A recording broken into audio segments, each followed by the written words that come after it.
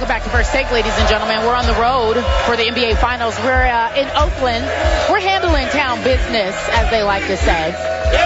Cavs in 6. We at the desk want to see 7 because we think it's such a great series. Just as fans, we want to see 7 games. They do not agree here. Our next guest was eliminated from the first round of the playoffs by LeBron and the Cavs. Celtics guard Isaiah Thomas is here. The audience clearly wants to continue their chat, Skip. You guys, I was giving him a wonderful introduction. I was saying give it up for Celtics guard Isaiah Thomas amongst the chant. Can you guys give him a round of applause, please? Put your hands together for him. I'd appreciate that. Thank you.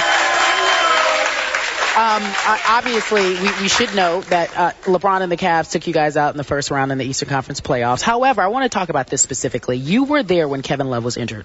Kelly Olynyk said it was just an accident. He didn't do it purposefully. But let's talk about that series and how it plays out.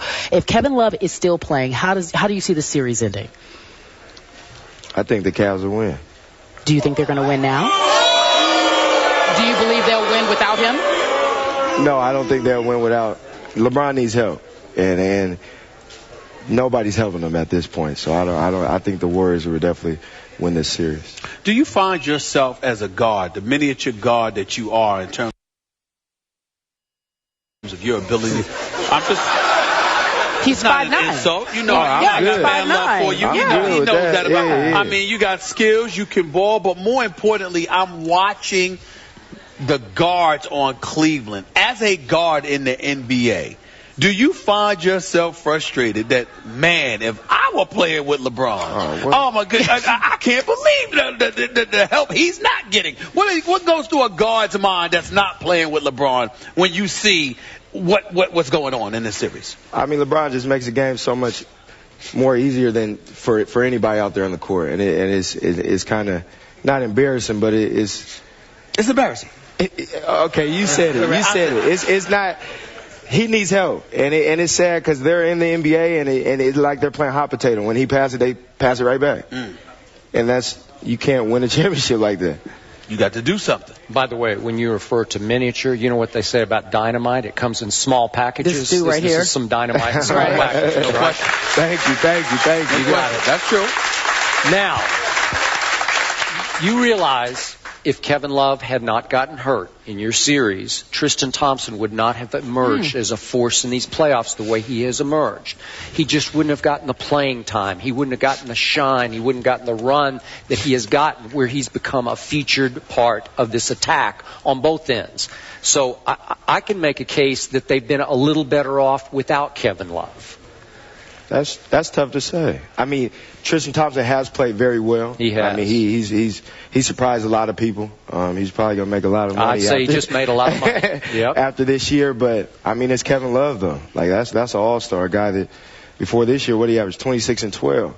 Like, you can't take that away from him. And I think with him, it would have definitely made it a better chance to win this series. But LeBron has no help. And, I mean, everybody in the world sees that.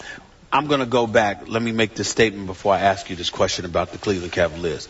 I don't believe for one second that Kelly, Olynyk, that he intentionally tried to separate Kevin Love's shoulder. But I do believe that was an MMA move, for crying out loud.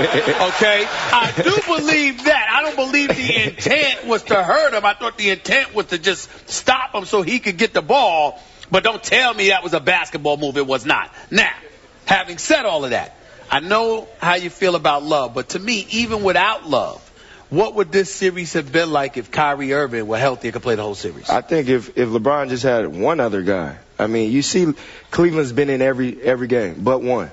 I mean, they've led almost the whole game, each game, and they just don't have enough at the end. I mean, they run out of gas. Yeah, they run out of gas. LeBron ran out of gas, and Golden State obviously has more help, and they are the better team right now. So we just discussed this, and I want your thoughts on this. All of a sudden, a guy in Andre Iguodala, who once upon a time back in 06-07 made 82% of his free throws for a whole year, can't make a free throw. He goes 2 for 11.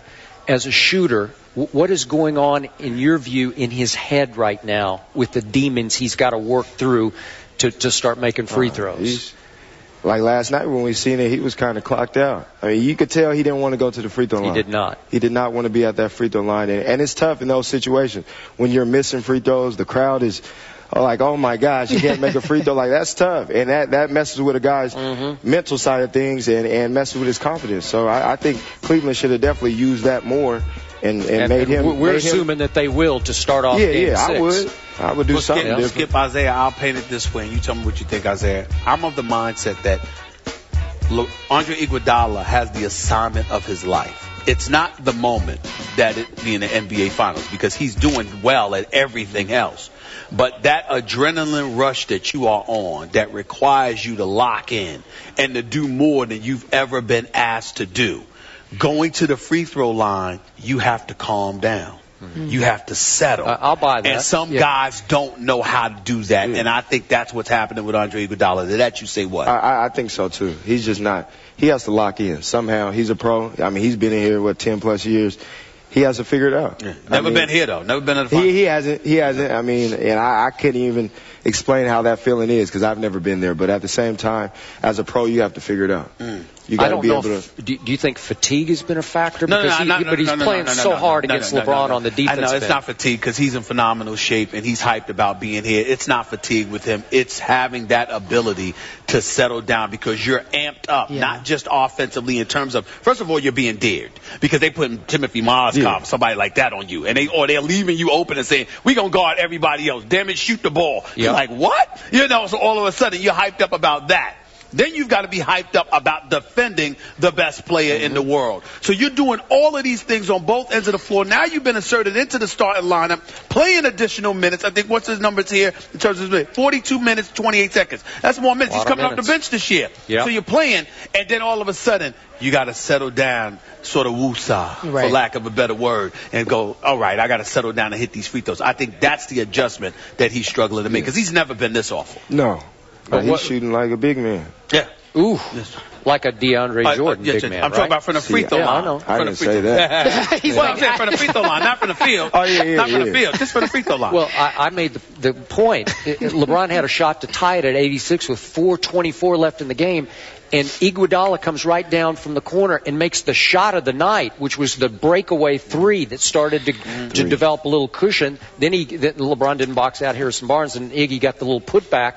All of a sudden, it goes to a 7-point game, and that's when Steph went off. Okay, so we should ask him about Steph. What your view of Steph last night? What do you think?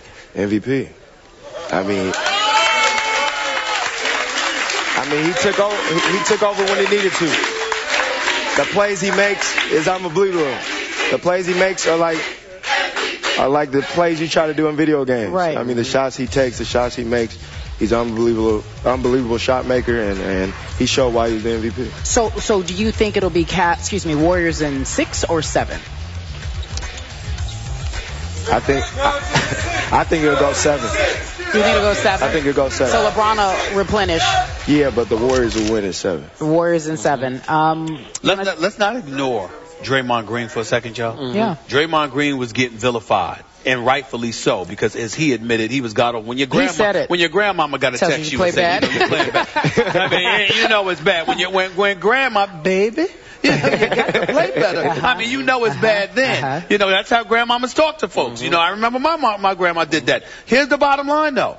He has shown up over the last 2 games, and he has been what Matthew Dellavedova was coming into Game 4. Draymond Green has stepped up and played that role, and I got to give him love for that because his money's coming up now. We want him to get his money, and he wasn't earning it the first 3 games. But Draymond Green has reminded us that for this team, he deserves his money now. Oh, no doubt. He's the X factor. When he plays well, they win. Give him love. You also are an agent on your off time, right? So you're trying to get who to the Celtics? I saw you out there tweeting about some folks you wanted. You want to share that with us? Who'd you like to see in Boston? I got a few players in mind. Hopefully they could wear some green. I won't say no names, but... You won't? I won't. Okay. I won't. Some big guy. Some big guy.